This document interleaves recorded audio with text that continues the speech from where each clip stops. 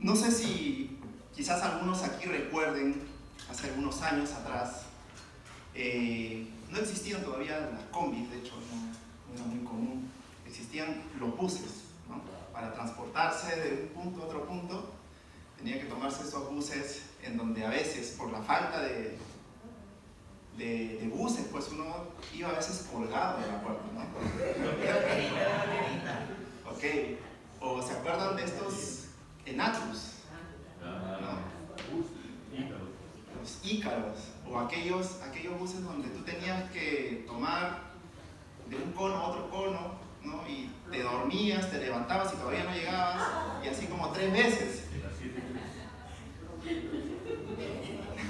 Pero en esos años había un expresidente, ¿no? que se le ocurrió una grandiosa idea: vamos a mejorar eso. Y dijo, vamos a hacer un proyecto que va a unir de cono a cono, ¿no? Más de 14 kilómetros. Empezó a construir esta obra, ¿no? Pero antes de que ya terminara su gobierno, dijo, esperemos que el siguiente gobierno lo continúe. Y la obra quedó paralizada e inconclusa. ¿Quién me dice qué obra fue? El tren eléctrico. El tren eléctrico, claro. El tren eléctrico quedó paralizado. Esa obra quedó inconclusa por muchos años, cerca de casi 20 años. Esa obra, lo que hoy en día gozamos, ¿no? De todo este tren y viajamos y nos ayuda bastante, aunque todavía creo que es insuficiente, pero nos ayuda bastante a muchas personas. Eso comenzó hace muchos años, pero se paralizó. Y de hecho, ¿no? Hubieron muchas causas, podemos analizar, hacer todo un análisis de eso, pero la cosa es que la gente solamente veía columnas cuando pasaba por la avenida Aviación, ¿no? Y muchas de esas columnas ya lo utilizaban de graffiti, de baño, de todo, ¿verdad? Pero quedaba en recuerdo, ¿no? Oye, pucha, hubiese sido bacán que lo termine, ¿no? Yo crecí con esa idea. Y muchas veces así es nuestra vida, ¿no? Cuando quedan cosas inconclusas, ¿no? O cuando queremos hacer algo para Dios y decimos, bueno, ya ahora lo voy a hacer, pero no lo terminamos haciendo. Y queda a medias o ni siquiera empezamos. Bueno, hace muchos años, en los tiempos del profeta Ageo, el pueblo de Israel también pasó por algo parecido. Este pueblo fue llamado de parte de Dios, un llamado de parte de Dios para poder reconstruir el templo que Salomón había edificado, el templo de Dios, la casa de Dios. Pero ellos también paralizaron la obra. Y vamos a entrarnos en esta historia, pero quisiera que me ayuden y me acompañen, por favor, en una oración.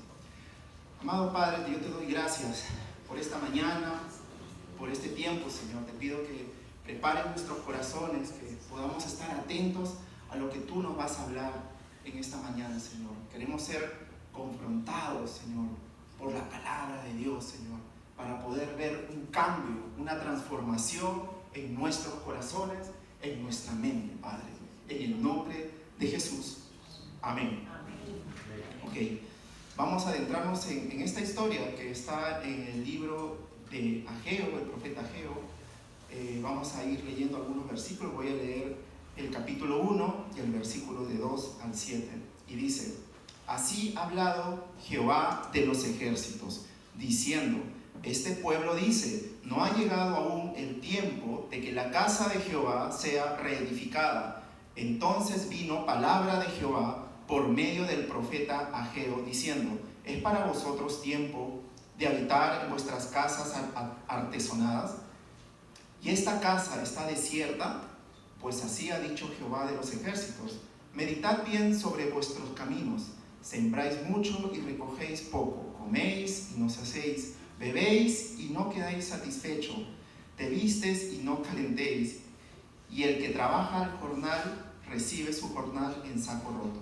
Así ha dicho Jehová de los ejércitos, meditad sobre vuestros caminos. Vamos a entrar un poco en contexto. ¿Qué es lo que estaba pasando? De hecho, este pueblo estaba... el templo que se refiere era el templo de Salomón, que había sido construido hace 400 años, ¿ya? ¿Cómo así que este templo quedó destruido? Bueno, por la desobediencia del pueblo, Dios permite que un imperio babilónico, liderado por este hombre Nabucodonosor, ¿lo dije bien? Muy bien. Este rey, de hecho malvado, conquista el pueblo de Jerusalén.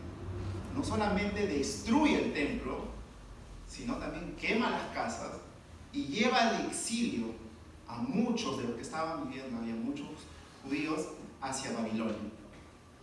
Y esto ya había sido profetizado por el profeta Jeremías.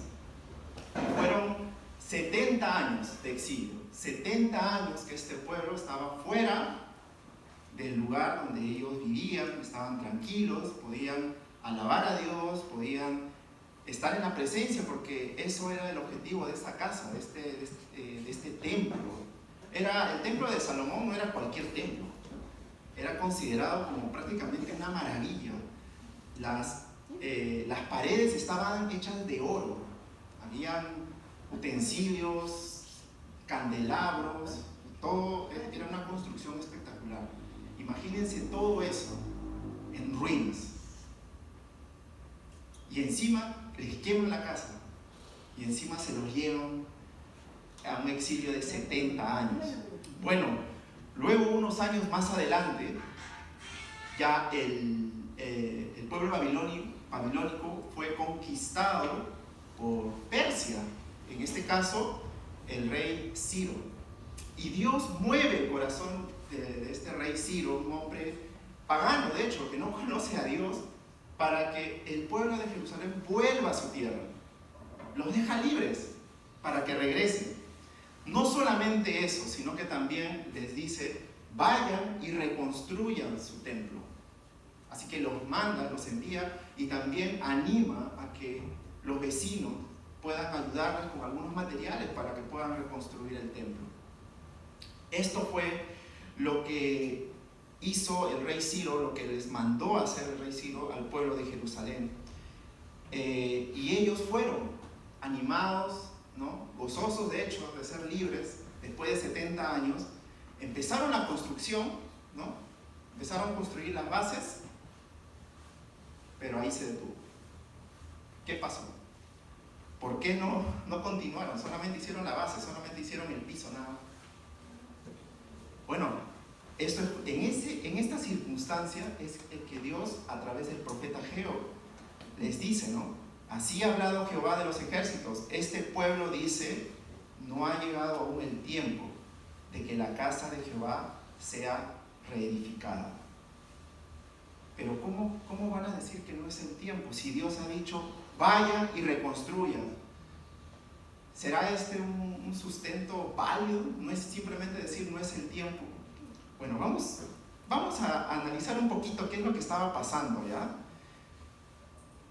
Ellos estaban atravesando una situación difícil, de hecho, porque volver de un exilio de 70 años no es que se estaban regresando pues con todas cosas, de hecho no tenían casi nada, se habían regresado sin nada. Y quizás no tenían recursos, pero tenían una oposición externa. Los vecinos, digamos, de ellos, cuando habían regresado a Jerusalén, se les había opuesto a ellos, o sea, querían que no continuaran esta obra. De hecho, mandaron cartas al rey, hablando mal de ellos, que ellos son rebeldes, no les dejen construir, paralicen la obra. Entonces había una cierta oposición, como siempre ocurre, ¿no? Hoy en día, inclusive, tú quieres hacer una obra, quieres hacer una construcción, ¿qué pasa? Viene la protección civil, o viene gente a molestar, ¿no? Viene gente a molestar y como que, y no te dejan trabajar, ¿no? Sí, o sea, va a haber oposición. Bueno, ¿había escasez de recursos? Sí, de hecho que sí. No es que Ciro les dio, el rey Ciro no es que les dio todos los materiales, ¿no? No, o sea, de hecho tenían que trabajar. No iba a ser fácil esta tarea, pero sí, había pobreza, había escasez de recursos. Bueno, hasta ahí podemos entender de repente, ¿no? Nos podemos pensar, bueno, sí, ok, hay oposición, hay escasez de recursos, ok, estuvieron 70 años fuera sin templo, 70 años sin templo. pero Dios los confronta. Porque ellos dicen, ellos se conformaron simplemente con esto y dijeron, no es el tiempo. Pero acá viene en el versículo 4, Dios les dice, ¿no? Ok, tú dices no es el tiempo, pero entonces es para vosotros el tiempo para habitar en vuestras casas artesonadas, y esta casa está desierta. Casas artesonadas, esa palabra. Casas artesonadas significa casas lujosas, significa mansiones. ¿Cómo es eso? ¿No era que estaban necios? ¿No era que tenían una oposición fuerte para construir su casa? ¿Y cómo es que ellos estaban enfocándose en construir sus casas? Y la casa de Dios estaba desierta. No cuadra, ¿no? Algo no cuadra acá. Y para colmo ellos dicen, no es el tiempo. Ok, a veces nos pasa a nosotros eso, ¿no? A veces cuando vemos situaciones y estamos complicados con muchas cosas, escasez económica, quizás te saturan de exámenes en la universidad y decimos, no es el tiempo para servir a Dios. O sea, todavía que pase los parciales y recién voy a servir al Señor, ¿no? ¿Será un sustento eso válido? O cuando mejore mi economía voy a empezar a dar para la obra. Voy a empezar para dar a la obra, voy a empezar a darle al Señor, ¿no? Lo que es de Él, que me aumenten el sueldo. O cuando tenga más tiempo, ¿no? O sea, que ahorita estoy ajustado con mi tiempo, mi agenda está pero full. Y hermanos, aquí lo que estaba pasando es que el pueblo estaba dando excusas. Eran excusas. Y Dios confronta al pueblo estas excusas. Y lo hace siendo muy claros. Aquí no hay que hacer un estudio escatológico, ni mucho menos una hermenéutica. Es clarísimo. Aquí está diciendo, si ustedes están dedicándose a construir sus casas, ¿por qué han dejado mi casa desierta? Ellos habían dejado de lado la prioridad de poner a Dios primero, anteponer sus prioridades personales. Se habían dedicado a construir sus casas, embellecer sus casas. Esa palabra artesanada significa mansiones. O sea, no me imagino cómo es que ellos se dedicaban a hacer sus casas y dejar la casa de Dios desierta, por la cual Dios los había sacado del exilio. Bueno, el segundo punto que quiero hablarles hoy es que Dios llama a reflexionar sobre nuestras prioridades. Hay una palabra que en Ageo, en el capítulo 1, lo repite más de 2 veces. Y es esta palabra: meditad bien sobre vuestros caminos. Meditar bien sobre nuestros caminos. Y cuando quiere decir meditar, no simplemente está diciendo solamente piensa. A veces solamente nos sentamos y comenzamos a pensar nada más y decimos, oye, sí, no, así está la situación, y continúas haciendo lo mismo. Meditar significa examina cómo está tu vida, en qué dirección estás caminando. Meditar en vuestros caminos. Y hay algo que estaba pasando. Dios les había ya enviado señales a este pueblo. De hecho, ellos estaban pasando por escasez. Y Dios en el versículo 6 les dice, sembraban mucho y recogían poco. Comían, pero no se saciaban. Ganaban dinero, pero era como echarlo en saco roto. La lluvia se detenía y la tierra no producía. Dios estaba usando esta esterilidad para que ellos puedan reaccionar. Tenían que pensar en qué estaban haciendo, por qué estaban actuando así. Por eso Dios los llama. Piensa, mira a tu alrededor, cómo está tu vida, cómo está tu situación. ¿No te das cuenta? Trabajas para nada. ¿No te das cuenta que comes y no te sacias? ¿No te das cuenta que la lluvia se detenía y la tierra no producía? Hay algo que Dios quería decirles, pero ellos no se ponían a pensar. Y hay algo claro, acá el mensaje era clarísimo. Dios les estaba diciendo, sin mí nada prosperará. Esto es claro, sin mí nada prosperará. Y es porque las prioridades estaban totalmente volteadas, en desorden. Y es que a veces Dios nos habla a través de las circunstancias. A veces nos enfocamos mucho en el problema, ¿no? Y me acuerdo del pastor Lucho cuando predicaba, ¿no? Es que el problema es que te enfocas en el problema. Ese es el problema, porque el problema no es el problema. Y la verdad es que sí es cierto. Es cierto. Dios nos llama aquí a que podamos ver nuestras prioridades, que podamos meditar.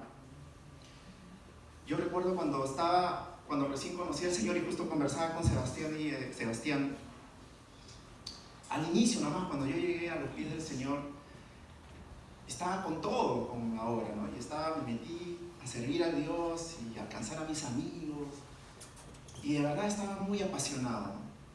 Mi prioridad estaba clara en ese momento.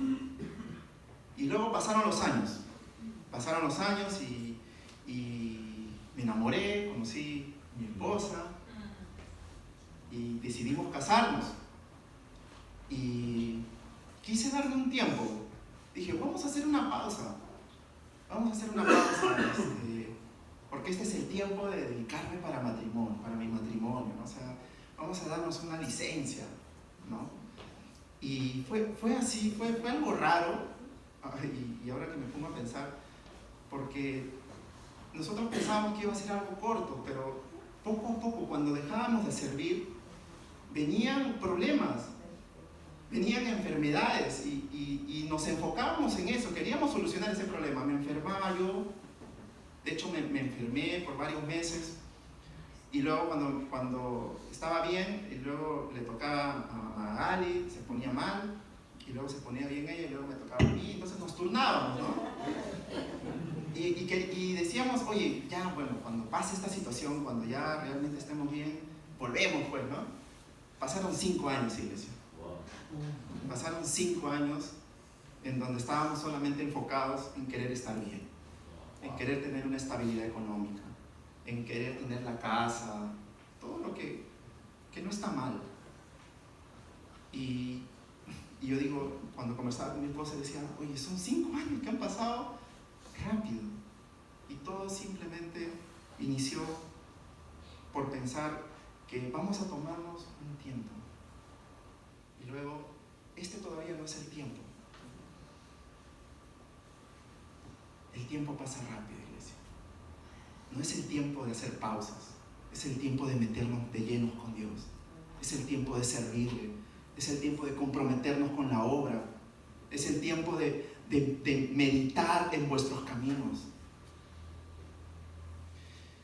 Hace algunas semanas, con un grupo de jóvenes de aquí de la iglesia, decidimos ir a la San Marcos para poder empezar a hacer algo allá. No sabíamos, de hecho, años anteriores con Jimmy, con el equipo de LC, empezamos a hacer cosas para la San Martín, comenzamos a vender chupetes, sino regalar chupetes en verano, y quisimos hacer algo en la San Marcos y dijimos, ¿cómo será ya? Nunca habíamos entrado a la San Marcos, de hecho pudimos entrar y dijimos, ok, no tenemos una estrategia todavía, pero vamos a hacer algo que ya hemos hecho durante muchos años anteriores. Vamos a hacer el test de Dios. Sinceramente, dijimos, vamos a probar. Eso hicimos. Y casi la mayoría no tenía experiencia en hacer el test de Dios. Y están aquí, los jóvenes están aquí que estuvieron ese día. Pero lo hicieron tan bien que hoy en día, de ese día, hay 4 discípulos que ya están por terminar los 5 pasos. Y fue ese día simplemente a probar. Y yo le decía a Sebastián que el campo está listo. El campo está listo. Solamente necesitamos ir. Pero ¿qué pasaba con este pueblo, no?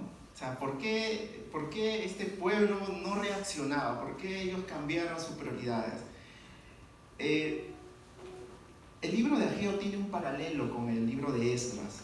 Y yo quiero que podamos un poquito leer Ageo, Esdras 3, del 10 al 11, para poder entender cómo es que ellos regresan del exilio para reconstruir el templo. Dice: cuando los albañiles del templo de Jehová echaban los cimientos, pusieron los sacerdotes vestidos de sus ropas y con trompetas, y a los levitas, hijos de Asaf, con címbalos, para que alaben a Jehová según la ordenanza de David, rey de Israel. Y cantaban, alababan y dando gracias a Dios, diciendo: porque Él es bueno, porque para siempre su misericordia sobre Israel. Y todo el pueblo aclamaba con gran júbilo, alabando a Jehová, porque se echaban los cimientos de la casa de Jehová. O sea, realmente ellos regresaron con un ánimo así muy top. Estaban animadísimos, estaban cantando, alabando, dijeron: vamos a reconstruir el templo. Y estaban con fe, como muchas veces nosotros que empezamos cosas con fe, pero vemos las circunstancias y nos desanimamos y lo dejamos paralizado, así como ellos lo hicieron. Dejaron paralizada la obra por un tema no de recursos, no porque la gente estaba en contra de ellos, sino era porque ellos decidieron enfocarse en ellos mismos. Eso era. Decidieron enfocarse en ellos mismos, decidieron enfocarse en embellecer sus casas.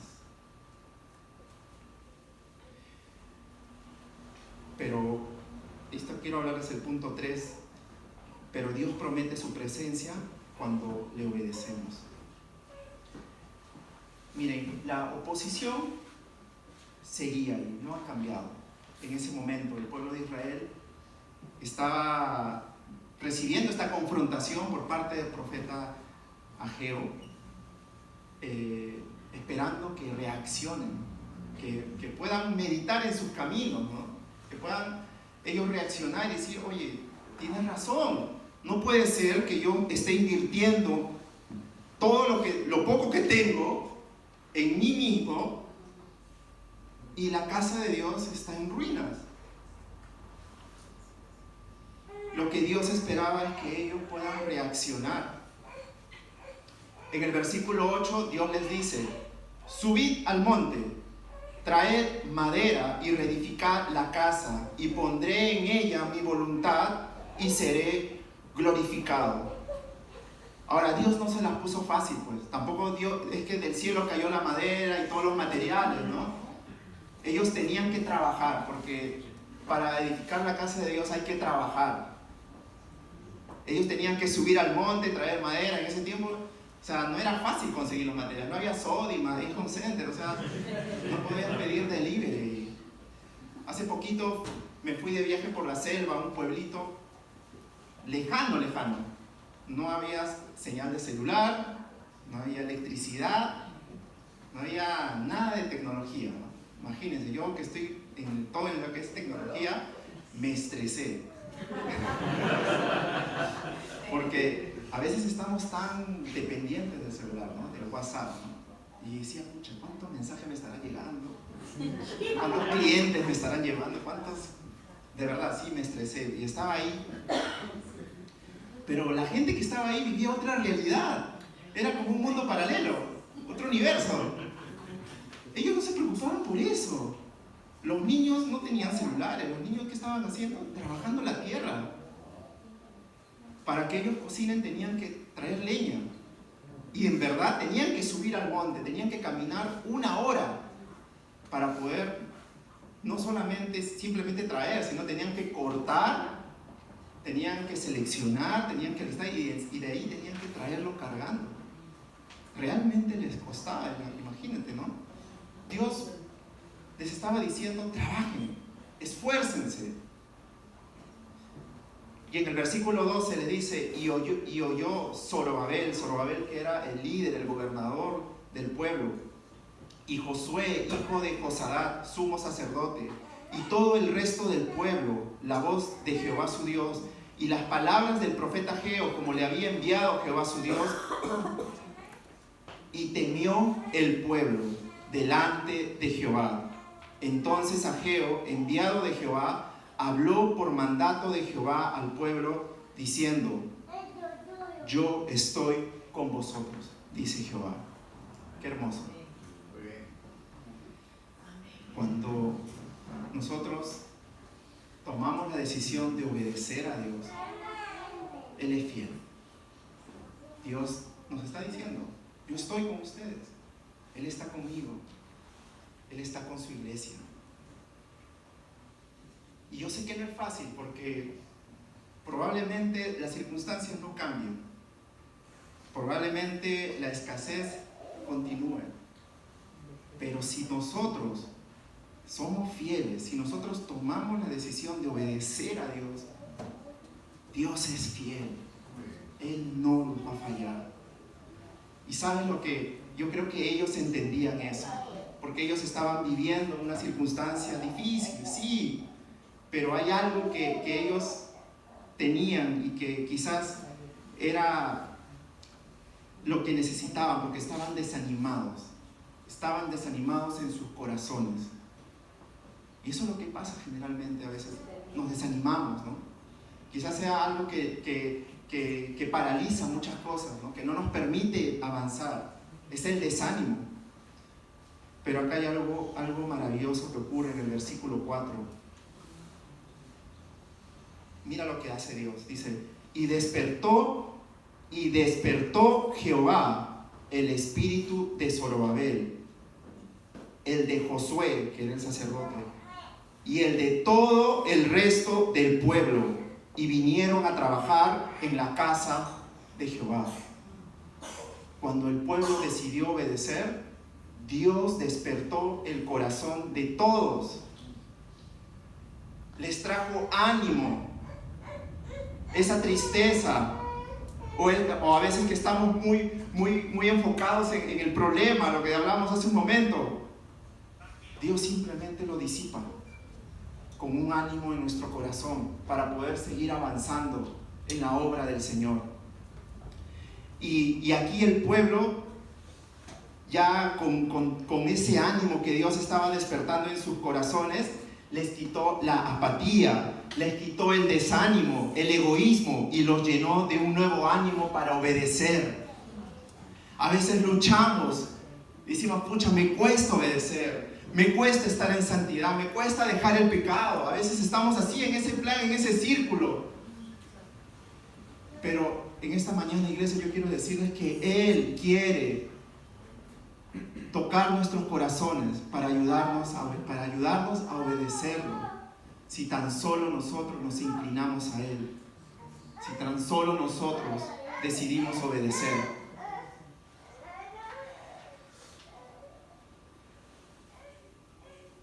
Iglesia, y ya voy terminando, si me ayuda alguien con la guitarra.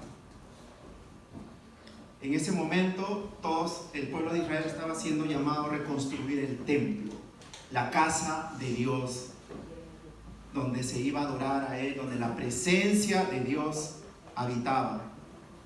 Pero yo quiero decirles algo, iglesia. Hoy en día, en este tiempo, el templo de Dios somos nosotros. Si hemos aceptado a Jesús como nuestro Señor y Salvador, el templo ahora somos nosotros.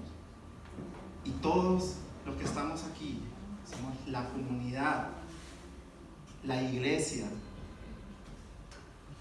Y si ahora somos nosotros el templo, nuestra vida, ¿cómo está? ¿Cómo están nuestros caminos? Meditad sobre vuestros caminos, dice la palabra. ¿Estamos cuidando el templo? ¿Estamos cuidando nuestras decisiones? ¿Estamos poniendo a Dios primero?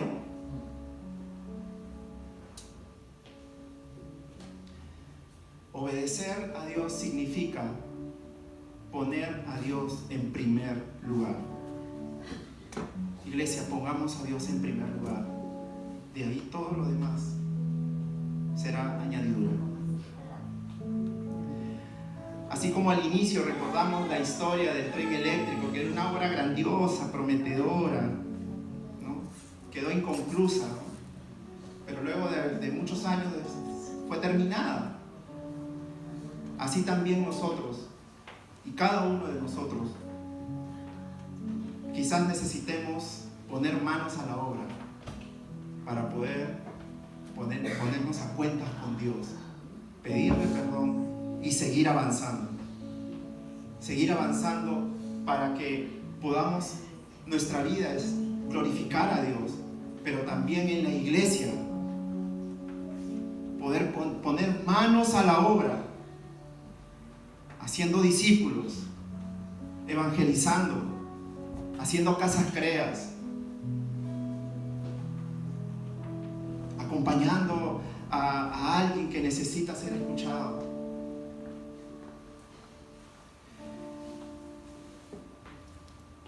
Quiero terminar con una frase. Meditemos bien sobre nuestros caminos. Que no quede la obra de Dios inconclusa en nuestra vida. Pongamos a Dios en primer lugar y Él se glorificará en nosotros. Vamos a orar, pongámonos de pie. Amado Padre, yo te doy gracias, Señor, porque tú eres bueno, Señor. Gracias, Señor, porque en esta mañana, Señor, tu palabra nos ha confrontado. En esta mañana, Señor, reconocemos, Señor, que quizás no hemos estado caminando bien contigo, Señor. Pero aún así, tú nos amas. Aún así, tú estás dispuesto a despertar nuestros corazones.